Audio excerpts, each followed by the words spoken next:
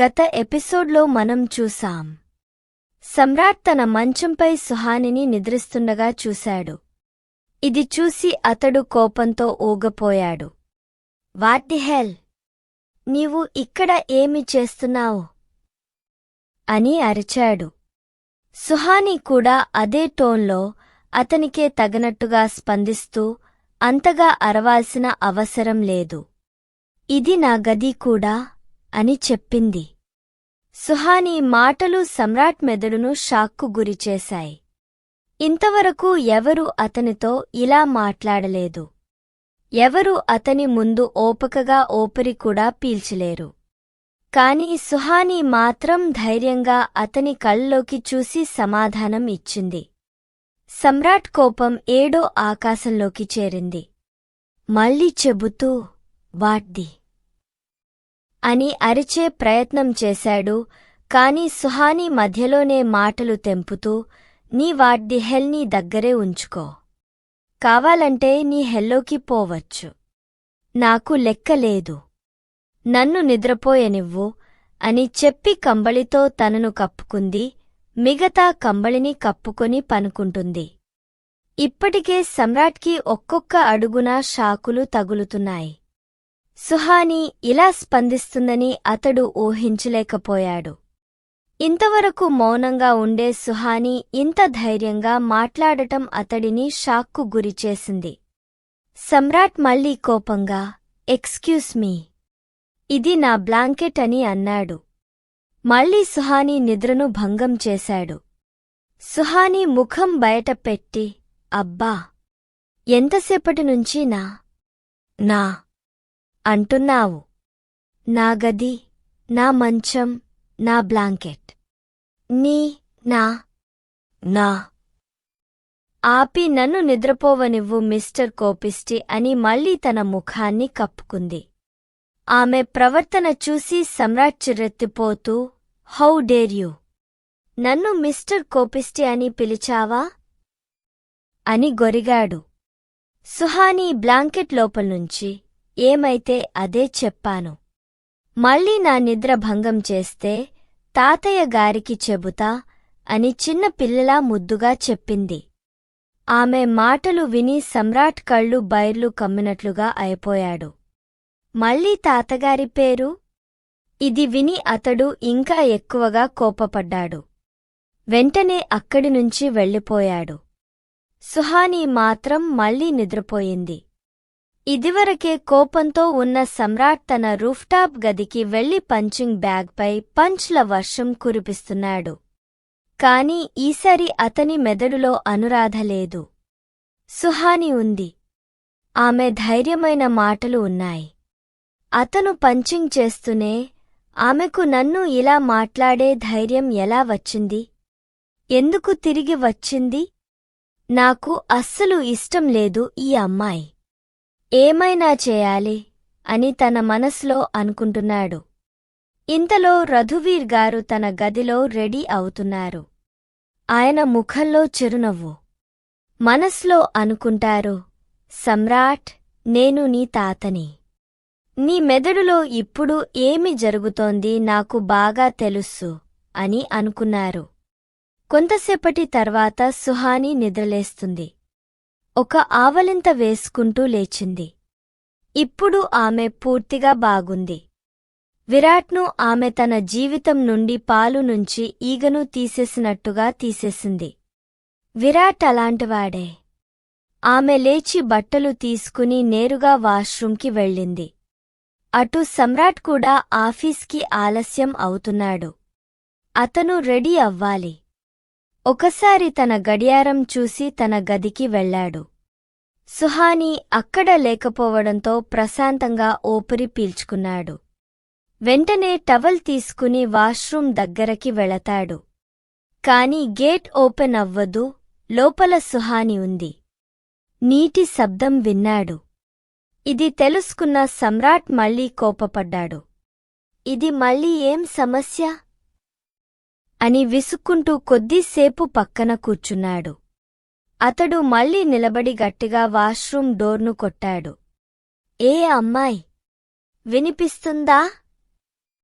సుహాని వినిపించినా స్పందించలేదు. సమ్రాట్ మళ్ళీ, ఏ అమ్మాయ్? వినిపించటం లేదా చెవిటి దానివా?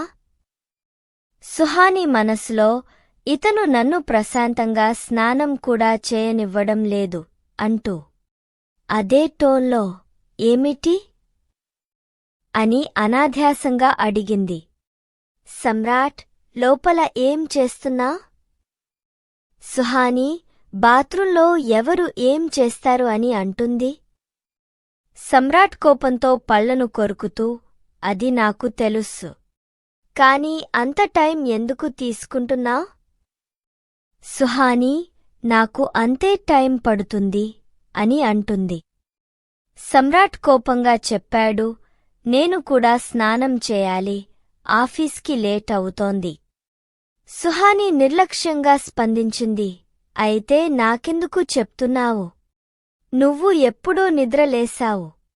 అప్పటినుంచి ఏం చేస్తున్నావు?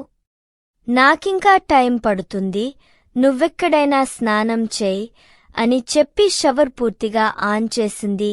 అలా చేసి సమ్రాట్ గొడవ వినిపించకుండా చేసింది. సమ్రాట్ ఇంకా కోపంతో విరుచుకుపడుతూ అన్నాడు, నీకు పిచ్చి పట్టిందా? ఇది నా బాత్రూం. వెంటనే బయటకు రా. సుహానికి అతడి మాటలు వినిపిస్తున్నప్పటికీ ఆమె వినిపించినట్టు ప్రవర్తించింది. సుహాని నుండి ప్రతిస్పందన రాకపోవడంతో సమ్రాట్ మళ్లీ అరవడం ప్రారంభించాడు. ఓయ్ అమ్మాయి, నువ్వు వింటున్నావా సుహాని? షవర్ ఆపుతూ చిరాకుతో అనుకుంది. ఓ దేవుడా! వెనకే పడిపోయాడు. సమ్రాట్ మళ్లీ గట్టిగా అడిగాడు, నువ్వు బయటకు వస్తున్నావా లేదా?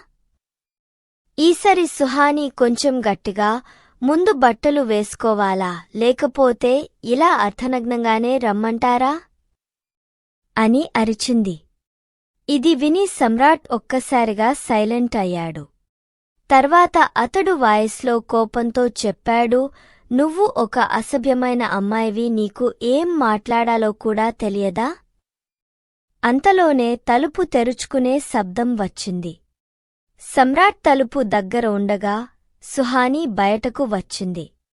ఆమె మరూన్ రంగు స్లీవ్లెస్ సూట్ వేసుకుని తడిగా ఉన్న వెంట్రుకలను టవల్లో చుట్టేసి వచ్చింది. ఆమె ముఖంపై నీటి బొట్లు ముత్యాల్లా మెరుస్తున్నాయి. సమ్రాట్ ఆమెను ఆశ్చర్యంగా చూస్తూ నిలబడి ఉన్నాడు. సుహాని కూడా అతనివైపే చూస్తోంది. ఇద్దరిదీ కోపంతో తారసపడిన చూపులు. తర్వాత ఇద్దరూ ముఖం తిప్పేసుకున్నారు. సుహాని అతడిని పట్టించుకోకుండా ముందుకు సాగపోయింది. సమ్రాట్కి కోపం ఇంకా ఎక్కువైంది. వెనక నుండి అరిచాడు, నిజంగా మర్యాద లేని అమ్మాయి నువ్వు. సుహాని అద్దం ముందు తన వెంట్రుకలను టవల్లో నుంచి తీస్తూ, సేమ్ టు యూ అని అంటుంది. ఇది విని సమ్రాట్ మరో మాట చెప్పబోతుండగా గది తలుపు తట్టడం వినిపించింది. సుహాని తలుపు తీసేందుకు వెళ్ళింది. సమ్రాట్ బాత్రూంలోకి వెళ్లి తలుపు బలంగా మూసుకున్నాడు. తలుపు ఓపెన్ చేయగానే ఆరాధనా గారు నిలబడి ఉన్నారు. వారిని చూసిన సుహాని చిన్న పిల్లలాగా ముద్దుగా, గుడ్ మార్నింగ్ అమ్మా అని అంటుంది. ఆరాధనా గారు కూడా ఆమెను ప్రేమగా ఆలింగనం చేశారు. సుహాని అడిగింది, ఏమైనా పనికోసమా అమ్మా? ఆరాధనా గారు మెల్లగా చెప్పారు, నిన్ను చూడడానికి వచ్చాను అమ్మా, నువ్వు బానే ఉన్నావు కదా అని అంటుంది. సుహాని నవ్వుతూ చెప్పింది, నేను బాగున్నాను అమ్మా. ఆరాధనా గారు ఆమె చేతిని పట్టుకుని మృదువుగా చెప్పారు, నేను చెప్పేది ఒకసారి విను అమ్మా, నీకోసమే చెప్తున్నాను. సుహాని, చెప్పండి అమ్మా అనింది.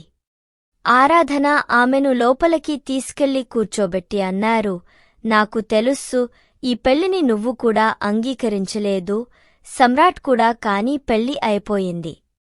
ఇక నా కోరిక ఏమిటంటే ఎవరూ నీ మీద వ్రేళ్లు దీయకూడదు, ఎవ్వరూ నిన్ను ఏం అనకూడదు. సుహాని ఆవిడ మాటలు శ్రద్ధగా వింటుంది. ఇంట్లో ఎలా ఉన్నా పర్లేదు, కాని బయటకు వెళ్లే సమయంలో ఈ ఇంటి కోడలు సమ్రాట్ భార్యగా కనిపించాలి. అర్థమైంది కదా? సుహాని తల ఊపుతుంది. అవును అమ్మా అని అంటుంది. ఆరాధనాగారు సరే త్వరగా రెడీ రా, మామయ్యగారు ఎదురు చూస్తున్నారు అని చెప్తూ వెళ్ళిపోయారు. అద్దం ముందు నిలబడిన సుహాని బ్యాంగిల్స్, బిందీ, కాజల్, లిప్స్టిక్, సింధూర్ అన్నింటినీ చూస్తూ ఒక్కోటి తాకుతూ భావోద్వేగంతో ఉన్నది. ఎప్పుడో తన విరాట్ కోసం ఇవన్నీ అలకరించుకోవాలి అని కలలు కన్నది. కాని ఇప్పుడు పరిస్థితులు మారిపోయాయి. ఈ అలంకారానికి ఇప్పుడు అర్థం లేదు. కేవలం ఆరాధనాగారి మాట కోసం ఆమె మనస్సు లేకపోయినా రెడీ అవుతుంది. మరూన్ డ్రెస్లో ఆమె అందం ఇంకా ఎక్కువగా మెరిసిపోతోంది. కన్నులో కాజల్, చిన్న బిందీ, ఓ చిన్న సింధూర రేఖ, ఎర్రటి లిప్స్టిక్, తడిగా ఉన్న వెంట్రుకలను డ్రై చేసుకుంటూ అద్దంలో చూస్తోంది. అప్పుడే సమ్రాట్ బయటకు వస్తాడు. తన దృష్టి సుహాని మీద పడగానే తనని చూస్తూ ఉండిపోతాడు. తను ఈరోజు మొదటిసారి సుహానీని ఇలా చూశాడు. సుహాని తన హెయిర్ ని వెనక్కి నెడుతుంది. దాంతో సమ్రాట్ తన స్పృహలోకి వస్తాడు. తన దృష్టిని మళ్లించి అల్మారీ తీసి డ్రెస్ ఎంచుకుంటాడు. సుహాని రెడీ అయిపోతుంది కాని అద్దం ముందు నుంచి కదల్లేదు. సమ్రాట్ కోపంగా, నీ రెడీ అవ్వడం అయిపోయిందంటే అద్దం ముందు నుంచి తప్పుకో. సుహాని నిర్లక్ష్యంగా తన చేతిలో ఉన్న టవల్ను సోఫాపై విసిరేసి, ఓ అలాగా, నేను ఖాళీగా నిల్చున్నాను కదా అని ముసిముసిగా నవ్వుతూ బయటకు వెళుతుంది. సమ్రాట్కు ఆమెపై కోపం రగిలిపోతుంది. ఆమె వల్లే అతడు చాలా లేటైపోయాడు. సోఫాపై ఉన్న తడిసిన టవల్ను చూసి కోపంగా, ఇంత దారుణమైన అమ్మాయిని నేనెప్పుడూ చూడలేదు. అతడు ఒక సేవకుడిని పిలిపించి గది శుభ్రం చేయమన్నాడు. తాను ఆఫీస్కి రెడీ అవుతాడు. సుహాని బ్రేక్ఫాస్ట్ టేబుల్కి చేరుకుంటుంది. ఆరాధనాగారు, అరవింద్ గారు, రఘువీర్ గారు అందరూ కూర్చున్నారు. ఆమె అందరినీ నవ్వుతూ గుడ్ మార్నింగ్ చెప్పుతుంది. ఆమె గమనిస్తుంది, టేబుల్ మీద ఉన్న ప్రతి డిష్ తనకు ఇష్టమైనవే. రఘువీర్ గారు అంటారు, రా అమ్మా, కూర్చో, టిఫిన్ తిను.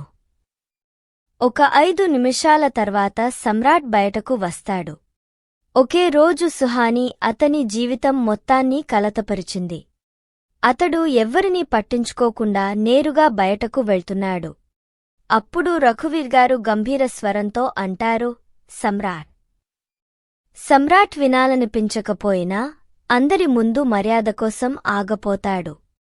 చెప్పండి తాతగారు అని సమ్రాట్ వెనక్కి తిరిగి చూస్తాడు. రఘువీర్ గారు అంటారు, కూర్చో, నీతో ముఖ్యమైన విషయం చెప్పాలి. సమ్రాట్ అన్నాడు, తాతయ్య, నాకు ఒక చాలా ముఖ్యమైన మీటింగుంది. నేను ఇప్పటికే ఎవరో కారణంగా ఆలస్యమయ్యాను అంటూ సుహాని వైపు చూశాడు. అతని మాట విని సుహాని పెదాలపై నవ్వు తేలింది. కాని ఆమె ఒక్కసారైనా అతని వైపు చూడలేదు. ప్రశాంతంగా తన బ్రేక్ఫాస్ట్ చేస్తుంది. ఇది చూసి సమ్రాట్ తనలో తానే అనుకున్నాడు, సిగ్గులేని అమ్మాయి. అదే సమయంలో రఘువీర్ గారు ఆఫీస్కు ఫోన్ చేసి, ఇవాల్టి సమ్రాట్ మీటింగ్స్ అన్నీ రద్దు చేయండి అన్నారు. అది వినగానే సమ్రాట్ అన్నాడు, కాని తాతయ్య, ఆ మీటింగ్. రఘువీర్ గారు మధ్యలోనే చేయి చూపించి అతన్ని ఆపుతూ కుర్చీలో కూర్చోమని చెప్పారు. సమ్రాట్ కోపంతో తన ఆఫీస్ బాగ్ అక్కడే వేసి కుర్చీలో కూర్చొని చెప్పండి అని అంటాడు. అతని కోపం చూసి ఆరాధనగారు, అరవింద్ గారు ఊపిరి కూడా పీల్చలేనట్లయ్యారు. అప్పుడే వారి లాయర్ లోపలికి వచ్చి, నమస్తే రఘువీర్ గారు అన్నాడు. లాయర్ను చూసి అరవింద్ గారు, నువ్వేంటి ఇక్కడా అని అడిగారు. రఘువీర్ గారు, నేనే పిలిచాను, నేను మీ అందరితో ఒక ముఖ్యమైన విషయం చెప్పాలి అన్నారు. సమ్రాట్కి అర్థమయింది ఇది ఏదో ప్రత్యేకమైన విషయం అని. రఘువీర్ గారు తన ముఖంపై గంభీరత తెచ్చుకుంటూ మాట్లాడారు. నేను రఘువీర్ సూర్యవంశీ, ఇప్పటినుంచి నా ఒక్క మనవడు సమ్రాట్ సూర్యవంశీ మాత్రమే. విరాట్తో నాకు ఎటువంటి సంబంధం లేదు. అతనితో నాకు ఇక మీదట ఏమాత్రం సంబంధం లేదు. విరాట్ పేరు విన్న వెంటనే సుహానీ చేతులు తినడం ఆపింది. ఇది సమ్రాట్ గమనించాడు. తర్వాత సుహానీ ఊపిరి పీల్చుకుని ఆ విషయం పక్కన పెట్టేసింది. రఘువీర్ గారు కొనసాగిస్తూ చెప్పారు. నా ఇల్లు, నా ఆఫీస్, నా ఆస్తులపై విరాట్కి ఎటువంటి హక్కు లేదు. విరాట్ పేరు మీద ఉన్నదంతా ఈ రోజు నుంచి సుహానీదే అవుతుంది. ఇదంతా విని సుహానీ ఆశ్చర్యంగా రఘువీర్గారుని చూసింది. సమ్రాట్కు ఈ విషయం మీద ఎటువంటి స్పందన కనిపించలేదు. కాని నిజానికి అతనికి త్వరలోనే ఒక భారీ షాక్ తగలబోతుంది. రఘువీర్గారు చెప్పారు. కేవలం అదే కాదు. సమ్రాట్తో పాటు సుహానీ కూడా కంపెనీ సహ యజమాని అవుతుంది. ఆమెకి సమాన హక్కు ఉంటుంది. కంపెనీలోని 60% షేర్లు సుహానీ పేరుమీద ఉంటాయి. మిగిలిన 40% షేర్లు సమ్రాట్ పేరుమీద ఉంటాయి. ఇదంతా విని సమ్రాట్కు మొదటిసారి నిజంగా షాక్ తగిలింది. రఘువీర్ గారు మాట్లాడుతూ, ఇది మాత్రమే కాదు. సుహానీ సైన్ చేయకుండా ఆఫీస్లో ఏ పని జరగదు. ఇది అందరికీ వర్తిస్తుంది. నీకు కూడా సమ్రాట్. ఇది నిజంగా సమ్రాట్కి ఓ పెద్ద గుదిబండే. అతని చేతులు కోపంతో బెగుసుకుపోయాయి. కాని లాయర్ ముందు ఏమీ చెప్పలేకపోయాడు. ఇంతలో సుహానీ తన అమాయకత్వాన్ని చూపిస్తూ నవ్వుతూ చెప్పింది. ఇది ఏంటి తాతయ్య? నాకు ఆ బోరింగ్ ఆఫీస్ అస్సలు ఇష్టం లేదు. అక్కడకు వెళ్లాలనిపించదు. రఘువీర్ గారు నవ్వుతూ, ఏం లేదు తల్లీ, నువ్వు ఏ పని చేయాల్సిన అవసరం లేదు. కేవలం సైన్ చేయాల్సిందే. అది కూడా చేయలేనంటే ఆఫీస్ వాళ్లే వస్తారు. నువ్వు ఎక్కడ ఉన్నా సైన్ తీసుకుంటారు. ఇది విని సమ్రాట్కి నిజంగా తల తిరిగినంత పని అయింది. అతను నిలబడి కోపంగా అన్నాడు, ఇప్పుడు నేను ఆఫీస్కి వెళ్లవచ్చా? అతని గొంతులో ఆగ్రహం గట్టిగా వినిపించింది. అతడు చాలా కోపంగా మాట్లాడుతున్నాడు. రఘువీర్ గారు చెప్పారు, హా, ఖచ్చితంగా. కాని మనసులో మాత్రం ఆయన నవ్వుకున్నారు. సమ్రాట్ అక్కడి నుంచి బయటకెళ్తూ తానే తనలో మాట్లాడుతూ, ఓ గాడ్, ఇదేం సమస్య! నేను కష్టపడి నిలిపిన ఈ వ్యాపారంలో ఈ అమ్మాయికి అర్థం లేని స్థాయిలో అధిక అధికారాన్ని ఇచ్చేశారు తాతయ్య. నేను ఆమెను నా జీవితంలో నుండి తీసేయాలనుకుంటే తాతయ్య నన్ను పూర్తిగా ఇబ్బందుల్లోకి నెట్టేశారు. ఇలా బడబడలాడుతూ అతడు బయటకి వెళతాడు. ఇక్కడ సమ్రాట్ వెళ్లిన తర్వాత రఘువీర్ గారు తనలో తానే అనుకున్నారు, నీకంటే నీ గురించి నాకే ఎక్కువ తెలుసు సమ్రాట్. నువ్వు ఎంత ప్రయత్నించినా సుహానీని నీ జీవితంలో నుంచి తొలగించలేవు అని అంటూ సుహానీ వైపు చూశారు. ఆమె బ్రేక్ఫాస్ట్ ప్లేట్లో స్పూన్తో ఆడుకుంటూ ఏదో ఆలోచిస్తోంది. రఘువీర్ గారు ఆమె తలపై ప్రేమగా చెయ్యి పెట్టి అడిగారు, ఏమైందమ్మాయ్, ఏం ఆలోచిస్తున్నావ్? సమ్రాట్ను చూసి భయపడుతున్నావా? సుహానీ ఆయన వైపు గుర్రమని చూస్తుంది. తన క్యూట్ ఫేస్లో తన అలక కనిపిస్తుంది. ఆమె కోపంగా, భయమా? అది కూడా ఆ కోపపు రాక్షసుని చూసి? నోవే! 1 కాదు 10 సమ్రాట్లు వచ్చినా భయపడను. ఆమె మాటలు విని రఘువీర్ గారు, ఆరాధనగారు, అరవింద్ గారు ముగ్గురూ గట్టిగా నవ్వారు. కాని వారికి తెలియలేదు తలుపు దగ్గర సమ్రాట్ నిశ్శబ్దంగా ఆ మాటలు వింటున్నాడని. అతడు ఆఫీస్ బ్యాగ్ మర్చిపోయి తిరిగి వస్తాడు. అదే సమయంలో ఇది జరిగింది. అప్పుడు ఆరాధన గారు మరియు అరవింద్ గారు సమ్రాట్ను చూసి ఒక్కసారిగా మౌనమయ్యారు. ఆ తర్వాత ఏమీ తెలియనట్టు నటిస్తూ బ్రేక్ఫాస్ట్ చేస్తూ ఉండిపోయారు. సమ్రాట్ కోపంగా సుహానీ వైపు చూశాడు. సుహానీ కూడా అతడిని తిరిగా అదే కోపంగా చూసింది. సమ్రాట్ ఏమీ మాట్లాడకుండా తన బ్యాగ్ తీసుకుని వెళ్ళిపోయాడు. కాని ఆమె మాటలు అతని చెవుల్లో ఇంకా మోగుతున్నాయి. 1 కాదు 10 సమ్రాట్లు వచ్చినా నేను భయపడను. సమ్రాట్ తనతో తాను అన్నాడు, 10 సమ్రాట్లేమిటి, నీకు ఒకడే చాలు. మర్యాద లేని అమ్మాయి. అక్కడ సుహాని రఘువీర్ గారికి చెప్పింది, తాతయ్య నేను మా అమ్మా నాన్నలను చూడడానికి వెళ్ళొచ్చా?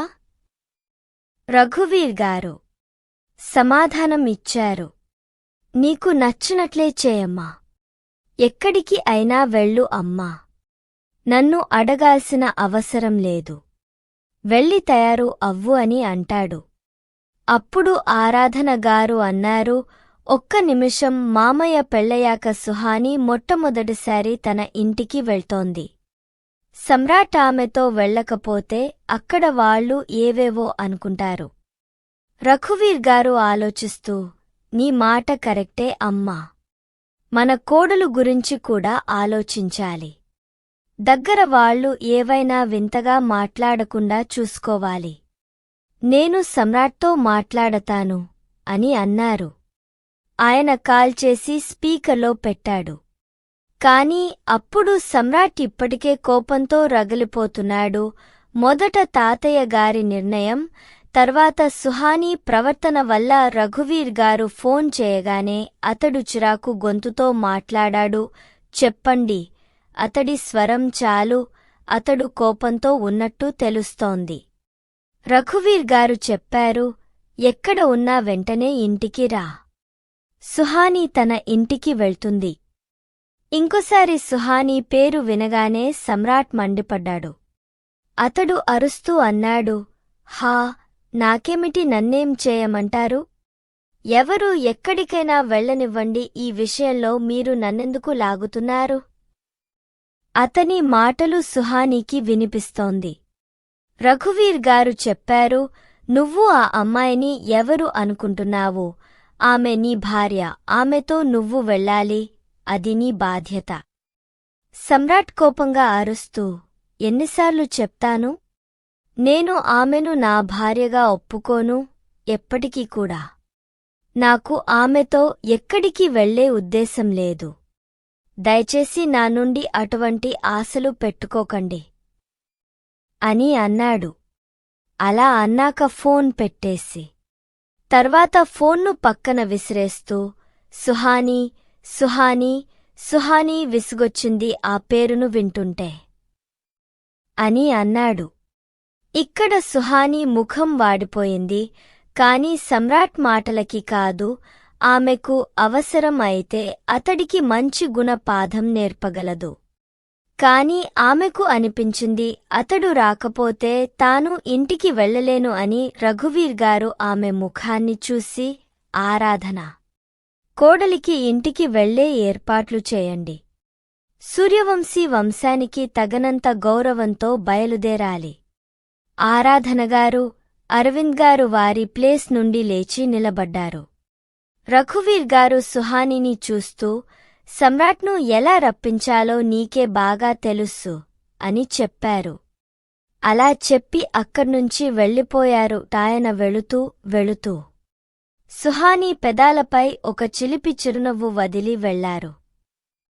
తరువాత ఏం జరుగుతుందో తెలుసుకోవాలి అనుకుంటే చూస్తూ ఉండండి బలవంతపు పెళ్లి.